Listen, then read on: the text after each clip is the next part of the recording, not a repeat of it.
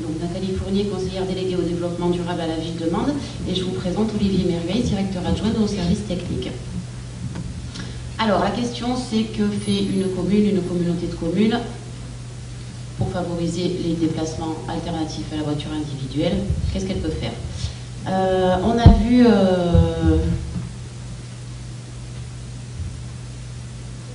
Excusez-moi, je reprends. On n'a rien vu du tout, simplement tout à l'heure en introduction, je vous disais qu'effectivement on peut mettre en place un certain nombre de choses. En revanche, voilà, les mentalités évoluent doucement, mais évoluent. Voilà, donc nous en tant que commune, on s'est penché, on a mené plusieurs chantiers en fait depuis quelques années. On a réfléchi sur plusieurs axes. On a réfléchi sur le réseau de transport en commun, le TUM. On a vu tout à l'heure avec le conseil général qu'on a environ un habitant sur deux qui habite dans la ville dans laquelle il travaille, ce qui fait un habitant sur deux qui pourrait se déplacer effectivement en TUM dans la ville de Mende. En revanche, pour les autres, qui sont obligés de prendre leur voiture individuelle pour venir jusqu'à Mende, c'est forcément plus compliqué.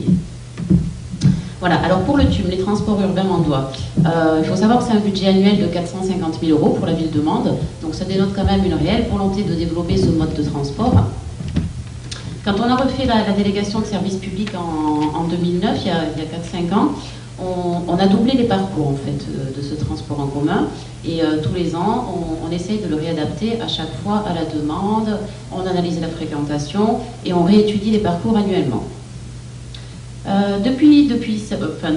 Pour cette année, on travaille avec l'association voisine depuis sa création, hein, ça je tiens à souligner, surtout tout ce qui est information, promotion, communication autour des modes de déplacement doux. Et cette année, avec l'association voisine, on leur a demandé de nous faire une étude sur la zone du Cos d'Auge, un plan de déplacement de zone, pour juger de l'opportunité de la création, de l'opportunité de faire monter le TUM sur cette zone. Voilà, a priori c'est plutôt positif, cette ligne devrait ouvrir début décembre. Mais pour faire monter le TUM sur le Cos d'Auge, il nous a fallu faire une route tout simplement, parce que les transports en commun urbains ne peuvent pas utiliser les voies autres que urbaines en fait. On ne sait pas le faire passer par la départementale. Donc ça a pris un petit peu de temps, c'est juste pour vous donner une idée de comment c'est simple parfois, tout simplement de faire monter un bus sur une zone.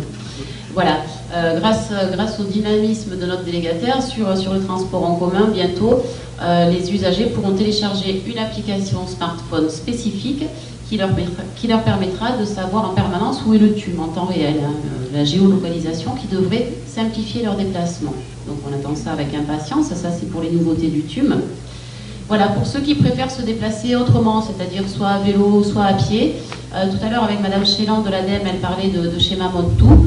Donc effectivement, nous, le schéma mode doux, on l'a débuté fin 2010 pour réfléchir à comment est-ce qu'il était opportun d'aménager la ville pour favoriser les autres moyens de déplacement. De ce schéma mode doux sont sortis un certain nombre de pistes, un certain nombre d'aménagements, notamment la zone de rencontre à Fontanille, des pistes multifonctions, là vous pouvez les voir sur les deux premières photos, sur la route du Cos d'Auge par exemple, en cours de finition, et sur l'avenue Nelson Mandela, donc là c'est opérationnel.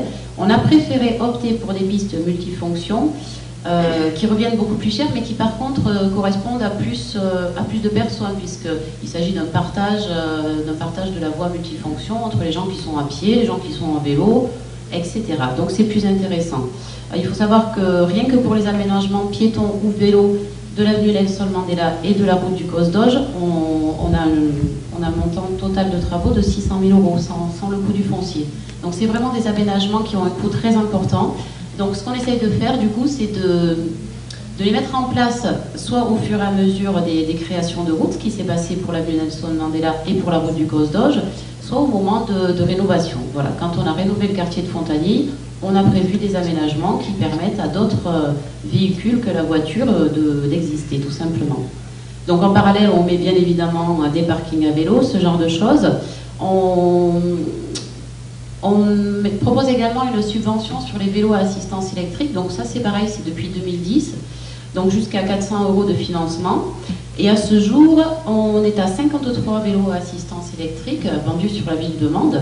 Donc c'est plutôt intéressant pour une ville d'un peu plus de 13 000 habitants, ce qui représente un budget uniquement sur la subvention en particulier de 20 000 €. Voilà.